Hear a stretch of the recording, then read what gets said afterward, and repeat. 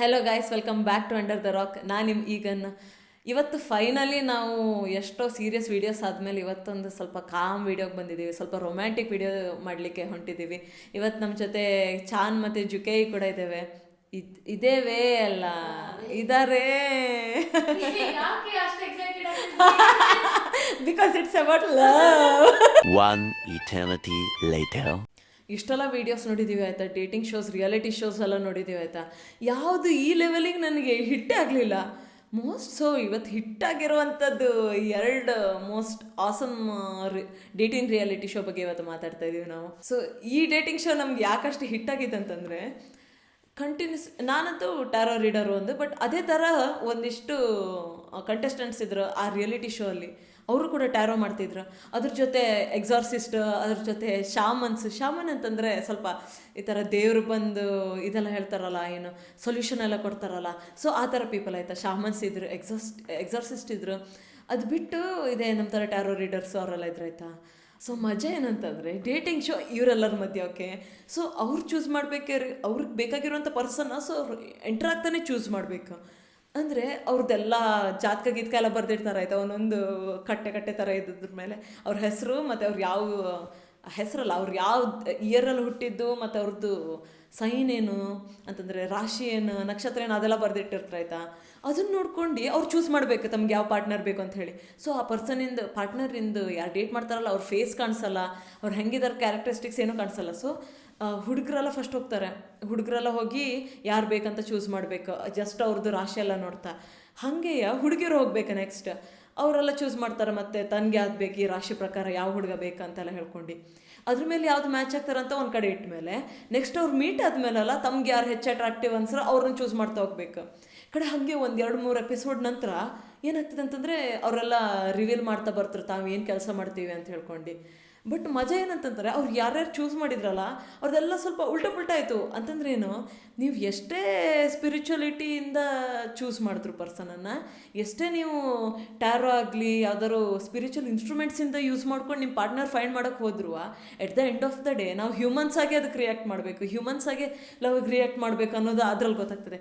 So ಅದಕ್ಕೋಸ್ಕರ ನೀವು ಈ ಸೀರಿಯಲ್ ಹೆಸರು ಏನಂತಂದರೆ, ರಿಯಾಲಿಟಿ ಶೋ ಹೆಸರು ಏನಂತಂದರೆ ಪೊಸೆಸ್ಡ್ ಲವ್ ಅಂತ ಹೇಳ್ಕೊಂಡು. ಇದು ಕೊರಿಯನ್ ರಿಯಾಲಿಟಿ ಶೋ.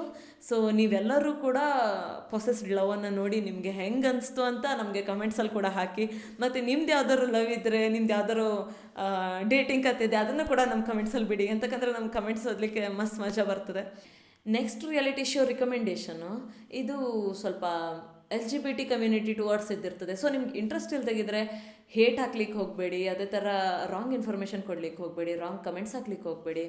ಇದನ್ನು ಇಷ್ಟ ಆಗಲಿಲ್ಲ ಅಂತಂದರೆ ನೀವು ಬೇರೆ ವಿಡಿಯೋ ನೋಡಿ. ಇಷ್ಟ ಇದ್ದವರು ನೆಕ್ಸ್ಟ್ ರೆಕಮೆಂಡೇಷನನ್ನು ನೋಡಿ. ಸೊ ನಂಗೆ ಮತ್ತೂ ಮಜಾ ಮತ್ತು ಫುಲ್ ಎಕ್ಸೈಟ್ಮೆಂಟ್ ಕೊಟ್ಟಿದ್ದಂಥ ಮತ್ತೊಂದು ರಿಯಾಲಿಟಿ ಶೋ ಏನಂತಂದರೆ ಹಿಸ್ಮ್ಯಾನ್. ಓಕೆ, ಸೊ ಹಿಸ್ಮ್ಯಾನ್ ನಂಗೆ ಸೂಪರ್ ಇಷ್ಟ ಆಯಿತು. ಬಟ್ ಫಸ್ಟ್ ಸೀಸನಲ್ಲಿ ನಂಗೆ ಅಂತ ಏನು ಮಜಾ ಅನಿಸಲಿಲ್ಲ. ಬಟ್ ಸೆಕೆಂಡ್ ಸೀಸನಲ್ಲಿ ಇಬ್ಬರು ಪೀಪಲ್ ರಿಯಲ್ ಕಪಲ್ ಆದರು. So all the best to them and congratulations to them. ಮತ್ತು ಅವ್ರು ರಿಯಲ್ ಕಪಲ್, ಅವ್ರು ಮಸ್ತ್ ಕಪಲ್. ಓಕೆ, ಎಲ್ಲರೂ ಶಿಪ್ ಮಾಡುವಂಥ ಕಪಲ್. ಓಕೆ, ಸೊ ಅದನ್ನು ನೋಡಿದ್ಮೇಲೆ ಸೊ ನನಗೆ ಅಂತ ಅನಿಸ್ತು ಸೆಕೆಂಡ್ ಹಿಸ್ಮ್ಯಾನ್ 2 ಏನಿದೆಯಲ್ಲ ಸೆಕೆಂಡ್ ಸೀಸನ್, ಅದು ಸ್ವಲ್ಪ ನೋಡುವಂಗಿತ್ತು. ಬಟ್ ಅವೆಲ್ಲದಕ್ಕಿಂತ ಬೆಟರ್ ರಿಯಾಲಿಟಿ ಶೋ ಏನಿದೆ ಅಂತಂದರೆ ದ ಬಾಯ್ ಫ್ರೆಂಡ್ ಅಂತ ನೆಟ್ಫ್ಲಿಕ್ಸಲ್ಲಿ ನಡೀತಾ ಉಂಟು.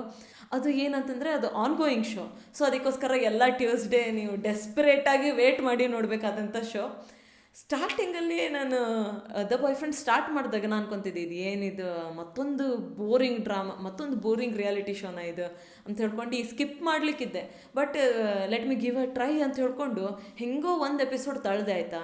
ಬಟ್ ಕಡೆಗೆ ನೋಡಿದ್ರೆ ಯಾವ ಥರ ಅಂತಂದರೆ ಇಮೋಷ್ನಲಿ ಕನೆಕ್ಟ್ ಆಗುವಷ್ಟು ಆ ರಿಯಾಲಿಟಿ ಶೋಗೆ ಕನೆಕ್ಟ್ ಆಗಿಬಿಟ್ಟೆ. ಸೊ ಈ ರಿಯಾಲಿಟಿ ಶೋದ ಬೆಸ್ಟ್ ಪಾರ್ಟ್ ಏನಂತಂದರೆ, ಇವ್ರು ಬರೀ ಡೇಟಿಂಗ್ ಮಾಡಿ ಒಂದು ಪ್ಲೇಸಲ್ಲಿ ಒಗ್ದಿಟ್ಟು ಡೇಟಿಂಗ್ ಮಾಡ್ಲಿಕ್ಕಷ್ಟೇ ಹೇಳಲಿಲ್ಲ. ಅವ್ರು ಏನು ಮಾಡಿದಾರೆ ಗೊತ್ತಾ, ನಂಗೆ ಇದರಲ್ಲೇ ಅನ್ಸೋದಾಯ್ತು, ಜಾಪನೀಸ್ ಪೀಪಲ್ ಯಾಕೆ ಇಷ್ಟು ಕ್ರಿಯೇಟಿವ್ ಅಂತ ಹೇಳ್ಕೊಂಡೆ. ನನ್ನ ಕ್ವಶನ್ನು ಅದೇ ಆಯಿತಾ. ಅದು ನಂಗೆ ಅದ್ರಲ್ಲಿ ತುಂಬ ಕನ್ಫರ್ಮ್ ಆಯಿತು, ಜಾಪನೀಸ್ ಪೀಪಲ್ ಯಾಕೆ ಓವರ್ ಕ್ರಿಯೇಟಿವ್ ಅಂತ ಹೇಳ್ಕೊಂಡು. ಈಗ ಬೇರೆ ಎಲ್ಲ ಕಂಟ್ರಿದು ಶೋ ಆದರೆ ಏನು ಮಾಡ್ತಾರೆ ಗೊತ್ತಾ, ಡೇಟಿಂಗ್ ಶೋ ಜಸ್ಟ್ ಒಂದು ಪ್ಲೇಸಲ್ಲಿ ಹಾಕ್ತಾರೆ, ಒಂದು 4 ಜನರು ತುಂಬ್ತಾರೆ, ಏನಾರು ಮಾಡ್ಕೊಳ್ಳಿ ಅಂತಂತಾರೆ, ಒಂದಿಷ್ಟು ಕಪಲ್ಲು ಕಂಟಿನ್ಯೂ ಆಗಲ್ಲ ಆಯಿತಾ. ಅದು ನಾರ್ಮಲಿ ಎಲ್ಲ ರಿಯಾಲಿಟಿ ಶೋದು ಸೆಟ್ಟಿಂಗ್. ಬಟ್ ಸೊ ಇದ್ರಲ್ಲಿ ಮಜಾ ಏನು ಉಂಟಂತಂದರೆ, ಅವರೆಲ್ಲ ಕಪಲ್ಸ್ ಇರ್ತಾರಲ್ಲ, ಯಾರು ಪೀಪಲ್ ಬಂದಿರ್ತಾರಲ್ಲ ಕಂಟೆಸ್ಟೆಂಟ್ಸ್, ಅವ್ರಿಗೆಲ್ಲ ಏನು ಮಾಡಿದಾರೆ ಇವರು ಕಾಫಿ ಟ್ರಕ್ ಕೊಟ್ಟಿದ್ದಾರೆ ಆಯಿತಾ. ಇವ್ರು ಕಾಫಿ ಮಾಡೋದು ಕಲ್ತು ಅದನ್ನು ಸೆಲ್ ಮಾಡಬೇಕು. ಸೆಲ್ ಮಾಡಿನೇ ಅವರು ಸೆಲ್ ಮಾಡ್ಲಿಕ್ಕೆ ಹೋದಾಗ ಇಬ್ಬಿಬ್ರು ಪೀಪಲ್ ಬಿಡ್ತಾರೆ ಆಯಿತಾ.